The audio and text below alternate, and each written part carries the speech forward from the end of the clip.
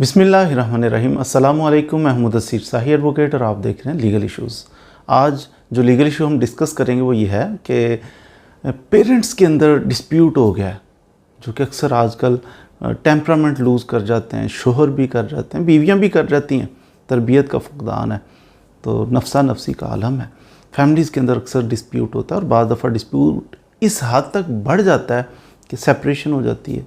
बीवी छोड़ के चली गई, जनाब शोहर ने निकाल दिया, बच्चे रुल गए। तो ये मामला चल रहे हैं कोर्ट्स के अंदर। हमारी फैमिली कोर्ट्स अगर आप देखें भरी पड़ी है। आज जो डिस्कस करेंगे वो ये है कि खुदा न खास्ता पेरेंट्स की इमेच्योरिटी के बायस ऐसा हो गया कि जनाब वो उन्हें एहसास ही नहीं था फैमिली किसे कहते हैं और घर क्या होता है, तो उन्होंने अपना घर डिस्ट्रॉय करने की कोशिश की या कर लिया। दो तरीके हैं। एक डिस्ट्रॉय करने की कोशिश करना ये होता है कि डाइवोर्स नहीं हुई या औरत ने खुला नहीं ले ली, लेकिन सेपरेट हो गए, अलग अलग हैं, चांसेस हैं कि दोबारा इनकी सुलह सफाई हो जाएगी, एहसास हो जाएगा, जिसकी गलती है उसको एहसास हो जाएगा, या जो दरगुजरी करना थी वो उसके अंदर कोई ख्याल आ जाएगा। ये है घर को तबाह करने की कोशिश। घर को तबाह कर बैठना वो ये डाइवोर्स दे देना या फिर खुला ले लेना और बिल्कुल अपनी राहें जुदा कर लेना, सुलह के चांसेस भी नहीं छोड़ते, तो वो अलग अलग कर दें। इस सिनेरियो के अंदर अगर हम बात करें कि जब घर की तबाही का बायस बन रहे हैं घर के पिलर्स ही, पेरेंट्स ही, तो फिर इस सूरत हाल में सबसे ज़्यादा सफ़र जो करता है वो होते हैं बच्चे। अब बच्चे को एक से महरूम, तो अब पेरेंट्स जब अलग-अलग हो गए, अपने अपने घरों में तशरीफ़ ले गए, बच्चे किसी एक के पास रहेंगे, ऐसा तो नहीं हो सकता कि एक सियालकोट में रह रहा है, एक जनाब जो है वो लाहौर में रह रहा है, बच्चे गुजरांवाला में रहना शुरू कर दें दरमियान में, ऐसा तो नहीं होगा। बच्चा या फादर के पास रह सकता है या मदर के पास। अब ये सफ़र करते हैं, इनकी मेंटल ग्रोथ जो हो रही है, साइकोलॉजिकल इफ़ेक्ट्स इन पे जो पड़ रहे हैं कि बिन बाप के ये बच्चा है, बिन माँ के ये बच्चा है, तो बड़ा बुरा असर पड़ता है उनकी सेहत पे, उनकी सोच पे, ग्रूमिंग ही नहीं हो पाती। तो ये बच्चों को किसने ये तबाह किया? उनकी सोच को, उनके जहन को। बाज़ाहिर बच्चा पढ़ लिख रहा है, अफसर बन गया है, लेकिन उसका एटीट्यूड, उसका रवैया जनरल पब्लिक के साथ, उसके स्टाफ के साथ अच्छा नहीं होगा। उसकी वजह क्या है कि तरबियत में कहीं ना कहीं वो जो बाप की शफ़क़त वाला पहलू वो नहीं रहा, माँ की मोहब्बत वाला जो है वो उससे मिसिंग था। तो ये बैलेंस्ड अगर आप उसकी पर्सनैलिटी चाहते हैं तो माँ बाप दोनों की शफ़क़त और मोहब्बत की ज़रूरत होती है। एनी हो, पेरेंट्स ने तबाह करने की कोशिश कर ली है जनाब, घर को सेपरेट कर लिए। बच्चा माँ के पास है, कस्टडी अदालत ने माँ को दे दी है, या कस्टडी जनाब अदालत ने बाप को दे दी है। दोनों सूरतों में अब जो कस्टडी से महरूम होता है ना, उसका राइट होता है कि उसका भी बच्चा है। नॉर्मली कस्टडी जो है वो हमारी अदालतें प्रेफर करती हैं कि माँ को दें। 80% कह लें कि माँ को ही कस्टडी दी जाती है, कि बच्चे माँ को दे दिए जाते हैं। हाँ, बच्चे ग्रोन अप हों थोड़े से 8-10 साल के, तो फिर थोड़ा सा अदरवाइज़ भी कोर्ट सोच लेती है।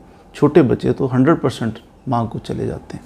यानी हो, महरूम नॉर्मली होता है बाप, बाद सूरतों में माँ भी होती है। जो महरूम हो गया ना, अब वो भी रहता तो वालिद ही है ना। कस्टडी माँ को बच्चों की दे दी, बच्चे माँ लेके चली गई है, बाप ही रहेगा ना। वो अब चाचा थोड़ी बन जाएगा, वो अब कोई और रिश्ता थोड़ी हो जाएगा, रहना उसने बाप ही है। जब बाप है तो इस पे फ़र्ज़ है, इस पे लाजिम है कि बच्चों की टेक केयर करे। माँ के पास रहते हुए भी नानो नुफ़का ये शोहर की ज़िम्मेदारी है। शोहर की कुछ लायबिलिटीज़ बाकी रहती हैं और हमेशा होती हैं। क्यों? क्योंकि वो शोहर। अब शोहर तो है, वो बच्चों का बाप तो है, लेकिन क्या उसका राइट नहीं होना चाहिए कि वो विजिटेशन का राइट मिले उसे, वो अपने बच्चों से मिल सके, उनसे बात कर सके? जब ये बात की जाती है ना कि बाप है तो मिलना, तो रोना शुरू कर देते हैं अगली पार्टी, नहीं इसका साया भी नहीं पड़ने दूंगी, ये नहीं करने दूंगी, वो नहीं करने दूंगी। क्योंकि वो औरत बात कर रही है कि जिसकी पहले ही दिमागी तवाज़न ऐसा था, घर तोड़ दिया हुआ इसने, तो अब उसी से हमारा पाला पड़ा है। उसको जब कहे ना कि ये बाप है, ये ATM मशीन नहीं है कि हर माह ये पैसे भी दे, बच्चों का ख़र्चा भी दे, तो मुलाकात भी ना करे, हाउ इज़ इट पॉसिबल? तो उसके दिमाग में ये बात आती नहीं है, नहीं इसका साया भी नहीं पड़ने दूंगी, देख लूँगी, ये वो है नहीं हो। तो ये उसका राइट है बाप का। बाद सूरतों में जब अदालत बाप को कस्टडी दे देती, उसका भी जी चाहता है बस इस औरत का तो साया नहीं पड़ना चाहिए, चली जाए, गायब हो जाए। इस सूरत में भी माँ, उसका एक मुकाम क्या है बच्चों के लिए। चलो आपकी बीवी ना रही, लेकिन आपके बच्चों की तो माँ है ना, तो बच्चे को क्या सिखा रहे हो? आज माँ से दूर कर रहे हो, माँ की नफ़रत भर रहे हो दिल में, कल को वही नफ़रत वो आप पे भी इम्प्लीमेंट हो जाएगी, तो बच्चे आपसे भी इसी तरह दूर होंगे, आपकी केयर नहीं करेंगे। इसलिए बैलेंस होना चाहिए हमेशा। कोर्ट्स के अंदर अगर आप चाहते हैं कि जनाब कस्टडी दूसरी पार्टी को मिली हुई है, तो ईद का मौका आ गया, मिसाल के तौर पर ईद आ गई है जनाब, कहते हैं जनाब सारा महीना उसके पास रहें, मैं चाहता हूँ ईद मैं अपने बच्चों के साथ गुजारूँ। और ये तो पॉसिबल नहीं है कि बच्चों के साथ जाके यानी उसकी नानी के घर जाके आप बैठ जाओ, ये तो पॉसिबल नहीं है क्योंकि सेपरेशन हो चुकी है। होगा क्या, आप अदालत के अंदर दरख्वास्त दें, आप कहें बच्चे मुझे दे दिए जाएँ, आर्जी कस्टडी, परमानेंट उसी के पास है, लेकिन आर्जी कस्टडी मुझे 1-2 दिन के लिए दे दें ताकि मैं अपने बच्चों के साथ ईद गुजार सकूँ, ये भी उसका राइट है। अब इस सूरत हाल में कोर्ट आपकी दरख्वास्त लेती है, लेकिन इसको थोड़ा सा केयर इसमें ये करनी होती है कि थोड़ा अर्ली, बहुत लेट नहीं, थोड़ा सा अर्ली, यानी चंद दिन पहले आप दरख्वास्त दें। इतना टाइम तो हो उसमें कि कोर्ट अच्छा दरख्वास्त आई है, दरख्वास्त जब भी कोई आती है अदालत फिर दूसरी पार्टी को नोटिस करती है कि आप आ जाएँ।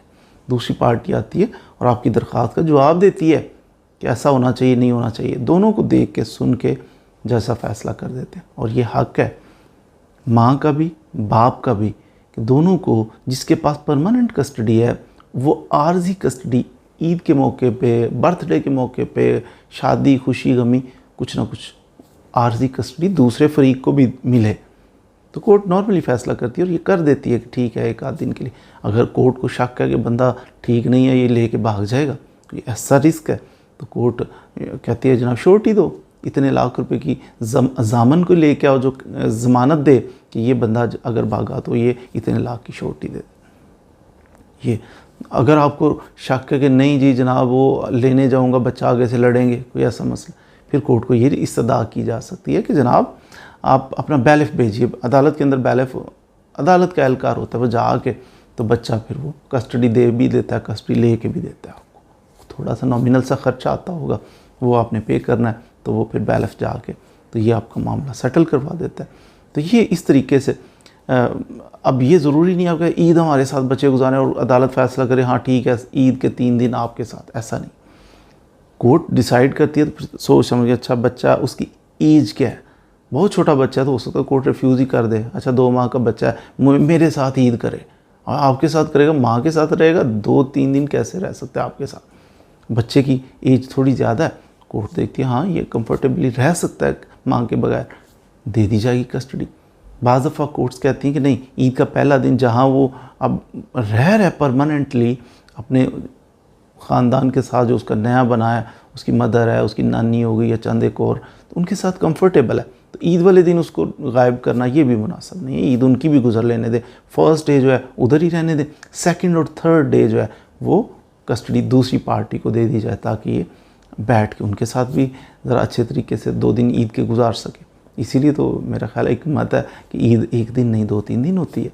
बहरहाल इस तरीके से अगर दूसरी पार्टी जो है जिसके पास परमानेंट कस्टडी है उसको बड़े दिल का मुजाहरा करना चाहिए और कुछ ना कुछ वक्त के लिए अगर कोर्ट आर्डर करे खुश दिली के साथ बच्चे को दे देना चाहिए, क्योंकि इससे बच्चे की पर्सनैलिटी पर अच्छा असर, वो बेचारा खुद को यतीम महसूस नहीं करता, उसका एहसास रहता है कि मेरा बाप भी है, मेरी मदर भी है, तो इतना ही काफ़ी है कि मेरे माँ बाप आपस में लड़े हुए हैं, बजाय इसके कि सेपरेट रहते हैं, बजाय इसके कि वो बेचारा ये सोचे कि बाप खुदा न खास्ता है ही नहीं, है ही बहुत बुरा, उसके ज़हन में ये जहर कभी नहीं घोलना चाहिए, ना माँ के बारे में घोलना चाहिए ना बाप के बारे में। तो उम्मीद है आपने खुशी गमी के मौके पर बच्चे की कस्टडी कैसे दरख्वास्त दे के फैमिली कोर्ट में, तो वो कुछ दिनों के लिए ली जा सकती है, इसके बारे में कुछ ना कुछ मालूमात हासिल कर ली होंगी। मज़ीद वीडियोज़ के लिए हमारे साथ रहिए। Thank you very much.